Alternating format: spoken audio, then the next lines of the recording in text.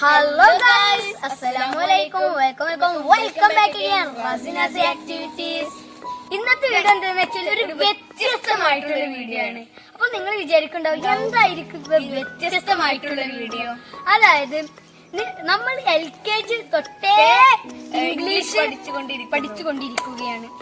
ഞങ്ങളിപ്പോൾ പറയാൻ പോകുന്നത് ഇംഗ്ലീഷിൽ നീളം കൂടിയ നിങ്ങൾ കേൾക്കാത്ത പദങ്ങളാണ് ഞങ്ങൾ ഇന്ന് നിങ്ങൾക്ക് പറഞ്ഞു തരാൻ പോകുന്നത്. ഓക്കെ, ഇത് നിങ്ങൾ തീർച്ചയായും വീട്ടിൽ ട്രൈ ചെയ്ത് നോക്കണം. ഓക്കെ, ഇന്ന് ആ വേർഡ്സുകൾ നിങ്ങൾക്ക് ഞങ്ങൾ പറഞ്ഞു തരാം. നമുക്ക് വീഡിയോയിലേക്ക് പോയാലും അതിന്റെ മുമ്പ് നമ്മുടെ റാസിനാസ് ആക്ടിവിറ്റീസ് എന്ന ചാനൽ ഇതുവരെ സബ്സ്ക്രൈബ് ചെയ്യാത്തവരുണ്ടെങ്കിൽ വേഗം തന്നെ സബ്സ്ക്രൈബ് ചെയ്യുക. തൊട്ടടുത്തുള്ള ബെൽ ഐക്കൺ ഒന്ന് ക്ലിക്ക് ചെയ്ത് ഓളിൽ പ്രസ് ചെയ്യുക. എന്നാൽ മാത്രമേ ഞങ്ങൾ ഇടുന്ന ഓരോ വീഡിയോ നിങ്ങൾക്ക് അപ്പം തന്നെ നോട്ടിഫിക്കേഷൻ ലഭിക്കും. ഇഷ്ടപ്പെട്ട ലൈക്ക് ചെയ്യാനും ഷെയർ ചെയ്യാനും കമന്റ് ചെയ്യാനും മറക്കരുത്. നമുക്ക് നേരത്തെ വീഡിയോ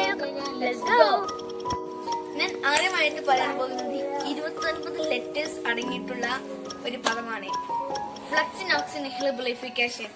ഇത് നമുക്ക് ചെറുതായി നമുക്ക് പഠിക്കണമെന്നുണ്ടെങ്കിൽ ഫ്ലക്സി നോക്സി നിഹിലിബിലിഫിക്കേഷൻ അങ്ങനെ നമുക്ക് പഠിക്കാൻ സാധിക്കും. ഇതിന്റെ മീനിങ് എന്താന്ന് വെച്ചാൽ ബാഡ് എന്നാണ്.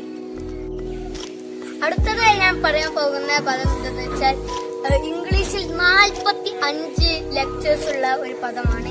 അതായത് ന്യൂമോ അൾട്രാ മൈക്രോസ്കോപ്പിക് സിലിക്കോ വോൾക്കാനോകോണിയോസിസ്. ഞാൻ ഒന്ന് വിശദമായി നിങ്ങൾക്ക് പറഞ്ഞുതരാം. അതായത് ന്യൂമോണോ അൾട്രാ മൈക്രോസ്കോപ്പിക് സിലിക്കോ വോൾക്കാനോകോണിയോസിസ്.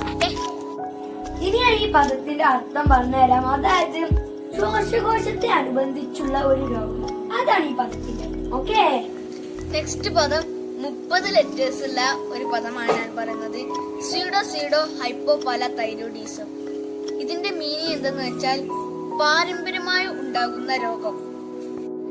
അടുത്ത പദം എന്താന്ന് വെച്ചാൽ 28 ലെക്ചേഴ്സ് ഉള്ള ഒരു പദമാണ്. അതായത് ആന്റഡീസ് എസ്റ്റാബ്ലിഷ്മെന്റ് ഏറിയനിസം. ഞാൻ ഒന്നുകൂടി പറഞ്ഞുതരാം.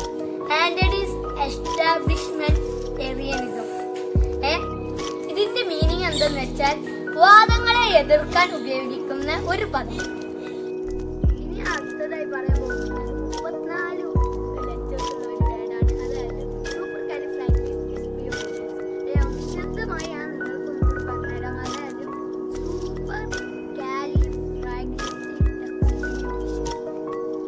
ഇനിയാണ് ഇതിന്റെ അർത്ഥം എന്താണെന്ന് ഞാൻ പറഞ്ഞുതരാം. അതായത് അസാധാരണം, അതാണ് ഈ വാക്കിന്റെ അർത്ഥം. ഓക്കെ, അങ്ങനെ ഈ വീഡിയോ ഇവിടെ അവസാനിക്കുകയാണ്. മറ്റൊരു ദിവസം മറ്റൊരു വീഡിയോയുമായി വരുന്നത്. Thanks for watching this video. Bye bye.